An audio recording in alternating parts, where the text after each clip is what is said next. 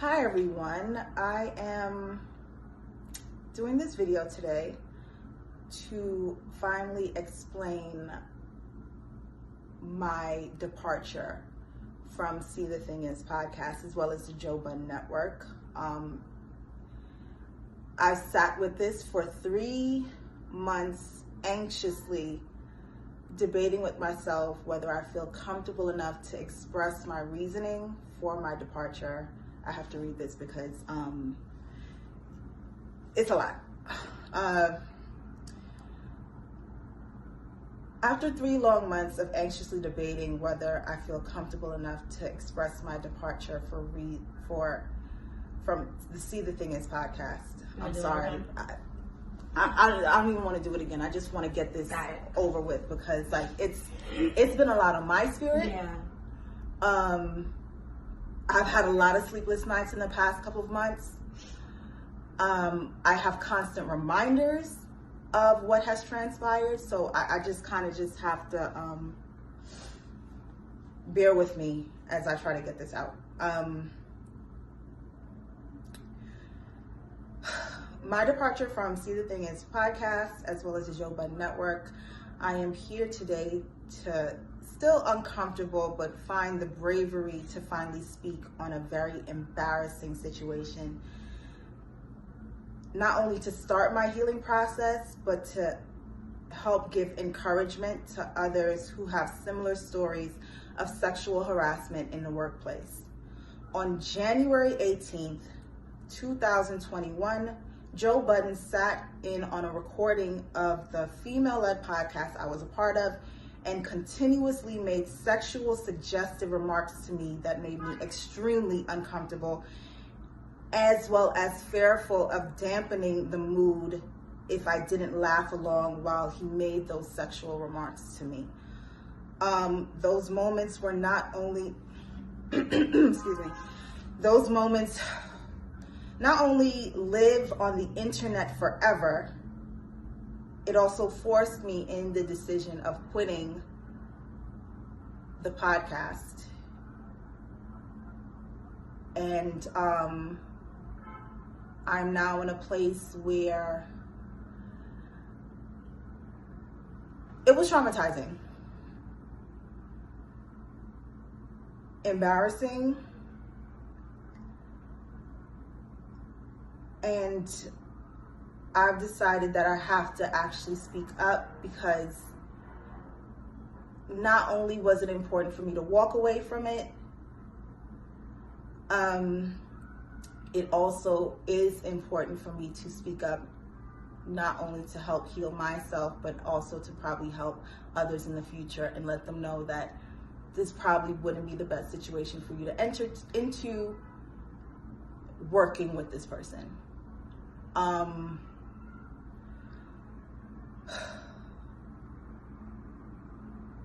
sorry, I need a moment. Within these past 3 months, I'm gonna just be very frank. Within these past 3 months, after I left, I've been feeling stuck. Mentally, emotionally. I've even had to have a conversation with my daughter on why it's important for you to speak up when somebody crosses a boundary with you, because there is now footage of her mother on the internet with somebody crossing a boundary with her mother, and that's on there forever. And I want to lead by example and let her know that that is not how somebody should speak to you. And that also is a situation where if somebody does cross that line, you have to speak up. Everything that transpired in that episode happened while we were recording. Some of it was edited out. Some of it did say in there, and I'm going to reiterate the timestamps of how everything transpired. I'm gonna go ahead and start from 13 minutes and 48 seconds. Joe calls me out by saying, I've never reached out to him privately or personally. This information is important to this entire scenario because it proves my lack of familiarity with this person. And that is what makes everything that transpired after that so uncomfortable. Even though I tried my best to laugh through it, to not, like I said, dampen the mood of the room while we were recording.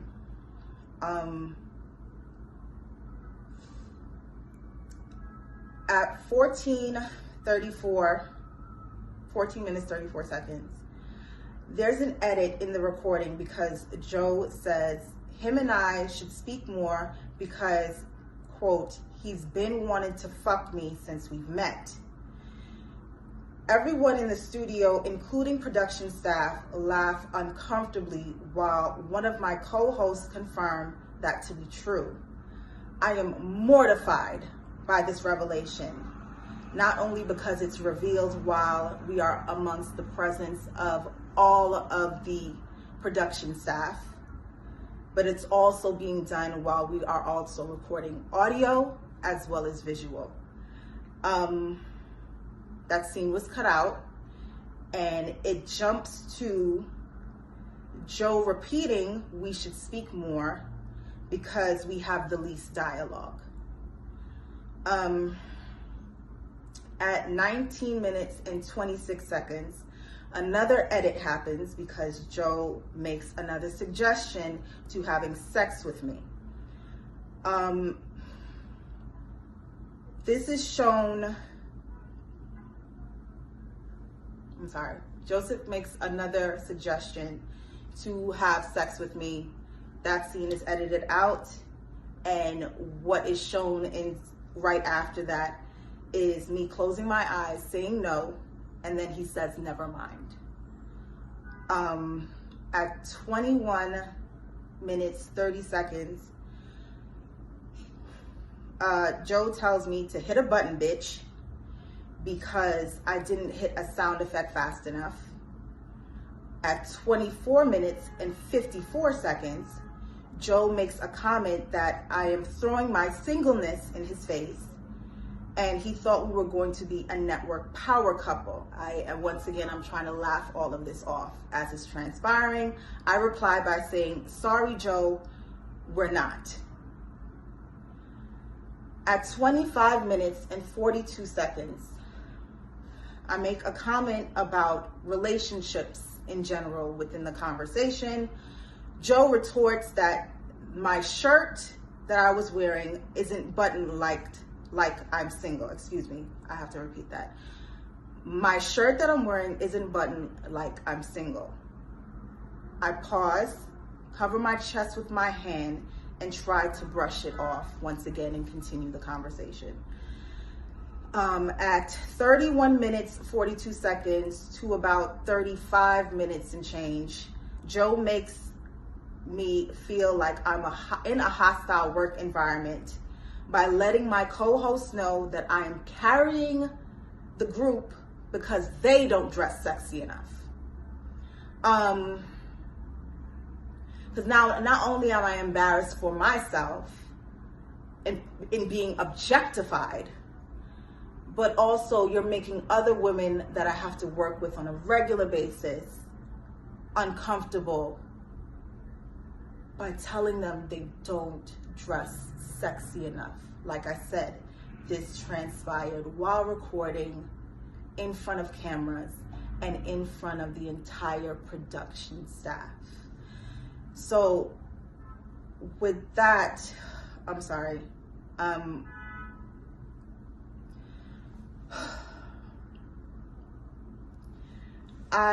pretty much react by looking away and looking down in discomfort several times, because he has also said this in the past, and it actually created a passive aggressive and competitive environment with myself and my former co-host, where she admittedly attempted to shut down every idea I brought to the table because it wasn't well received by Joe and Ian, his business partner. That same former castmate often relayed group chat conversations back to Joe, which I personally felt was done because she wanted to secure her spot as his favorite, because he's made it clear to the entire group that he favorites me. Fast forward, we usually take a pause for about 10 to 15 minutes during recording to kind of regroup and get to the next segment. During that break, I leave the studio to go inside of the green room where Joe is sitting there alone.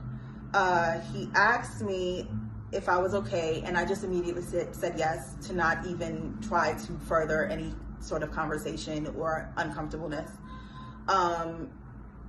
He then tells me he's gonna come back and sit with us and just give an on-air hug to lighten the mood. I say, okay.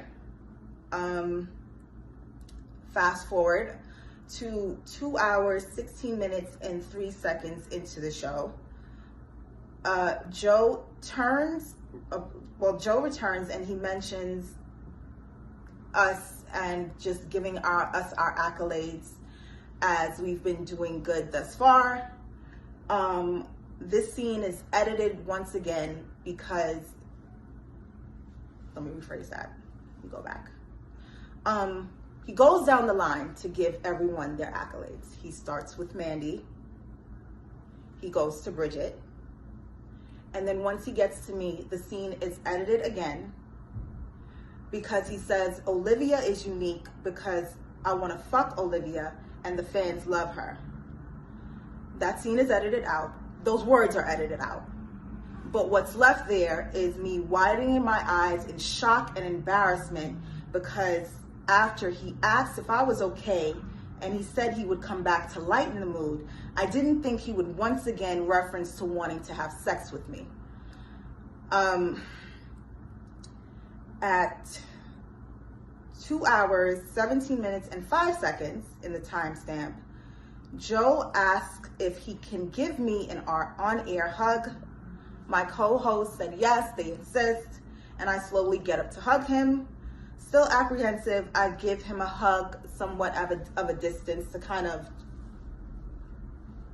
hug, no pelvis there. It's unbeknownst to me until I actually watch back the episode that he was moving his hips while he was hugging me. I laugh uncomfortably because I don't know what else to do at that point. It's nervous laughter at this point. Everyone else is like kind of chuckling, and I sit back down, and at 2 minutes, 17 seconds, and I'm trying to like just get all of this out because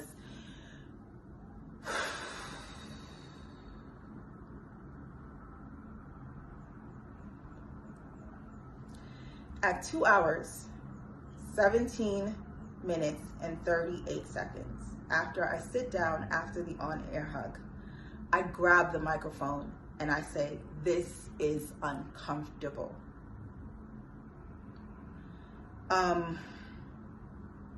That's pretty much the end of the episode that was recorded. After the recording, Joe was asked while he was still in the room with everyone if he wanted to delete the parts where he made passes at me. He said he didn't care. As long as I'm fine with it, then the entire room pretty much looks at me and said, I just say I'm fine with it too. Feeling pressured, I say I'm fine. A few minutes later, I was called back into the studio to see if I wanted to hear the unedited version again and decide if I really want to keep it in there. I listened to it again, and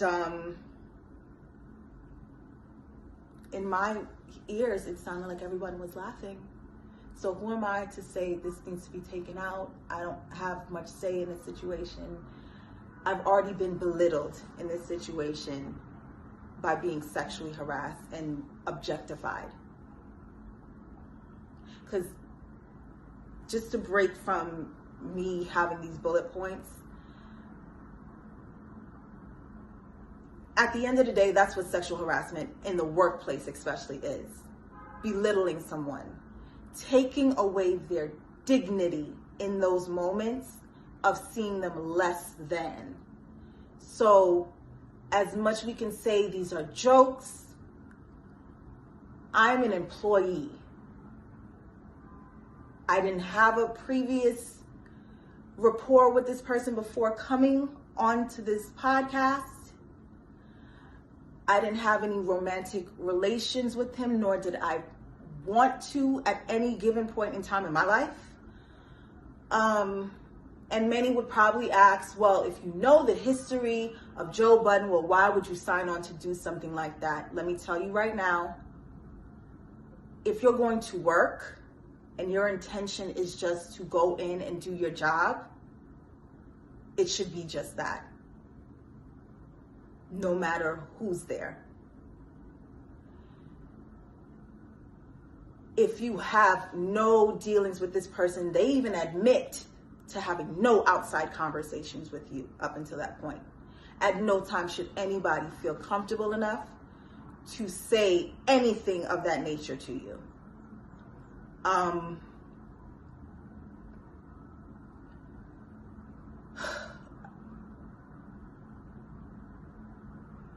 don't wish anything that happened to me in that moment on anyone, because like I said, it was extremely embarrassing. I am mortified that when people search Olivia Dope, the brand that I've spent 10 years at least building, that comes up. I am mortified that after I quit, I had to have a heart-to-heart conversation with the child I gave birth to. I'm sorry, it's not this fast. It's New York. It's New York. I am mortified that I had to have a conversation with the child that I gave birth to, because she can find it on the internet. Her friends can find it her teachers can find it on the internet and say, look, that's your mother being belittled and sexually harassed and called a bitch. And I had to explain to her that is not how someone speaks to you. And told her, if someone does do that, you have to speak up. But I didn't myself speak up until this point. So I was being a hypocrite. How can I tell my child, when someone sexually harasses you, you have to tell someone you have to speak up, and I'm not doing the same thing? So that is literally why I'm here today, to speak up for myself, start my healing process, like I said, and continue on with using my voice. There was attempts to intimidate, attempts to silence me. I can't be silenced. I absolutely cannot. After listening to the recording again, Joe wasn't there. I listened to the recording with some of the production staff members. Once again, everyone, chuckles. So I'm like, well, I mean, if everybody's chuckling, just keep that in there. It wasn't until one of my castmates, Mandy, informs me that, although the audio sounds funny, I looked uncomfortable. She looked over me and she saw that I was uncomfortable. So she suggested that we shouldn't keep those moments in the episode. And I agreed because I was uncomfortable. So they were edited out.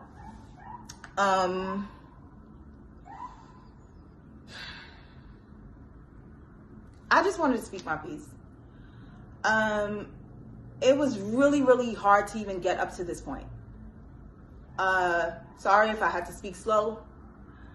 Sorry if I had to like stutter, and I just really had to take the time to really formulate what I was going to say and how I was going to say it, because there's so many thoughts that go through my head about this whole scenario, about the situation, that it's been hard to even get it out in front of this camera right now.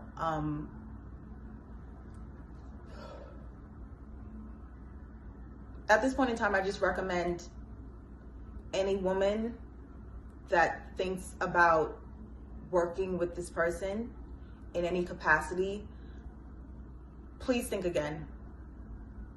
I should have walked into this situation doing a bit more research on how work environments are with him. I should have taken heed to the accusations that have been in the past, even though they are more so in his personal life. Those should have been red flags for me as well.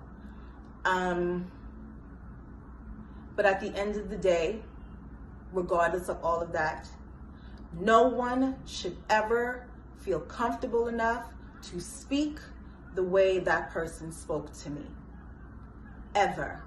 No one should ever feel comfortable enough to make a workplace environment completely hostile and toxic the way that person did.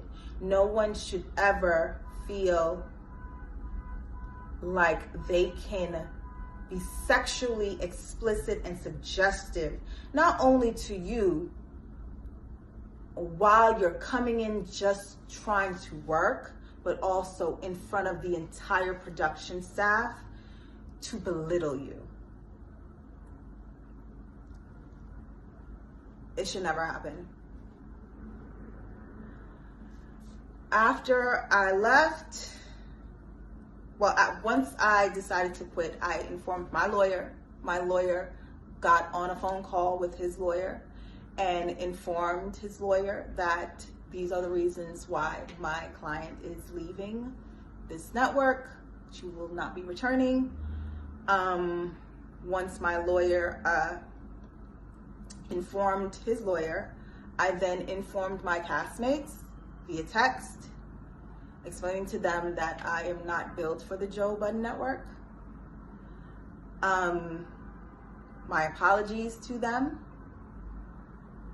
but I've prayed on it, I've meditated on it, but this is just not the right fit for me. No one responded in that moment, and I was removed from the group chat. But I did speak to both of them a week after. Also, after my departure, Joe then went on his podcast and made this statement. Excuse me, hold on one second.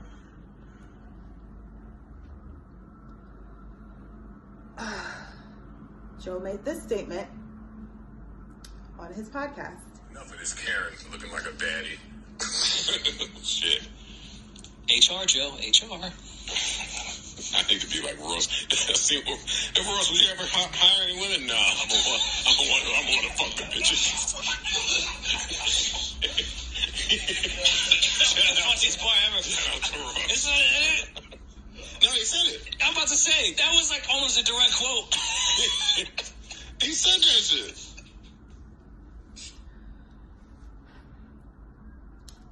If I hire any women, I'm going to want to fuck them bitches, is what he said after my departure from the podcast. I'm saying this situation one time and one time only. I have to just do this to start my healing process, because if I sit and let this fester inside of me any longer, I will not be good. I don't even know what to say at this point. I pretty much said my piece. I'm pretty sure I'm going to take a social media break after this, because yeah, I wish everybody love, peace, and that's it. But I'm going to be doing what I need to do to move on from this situation, and signing off.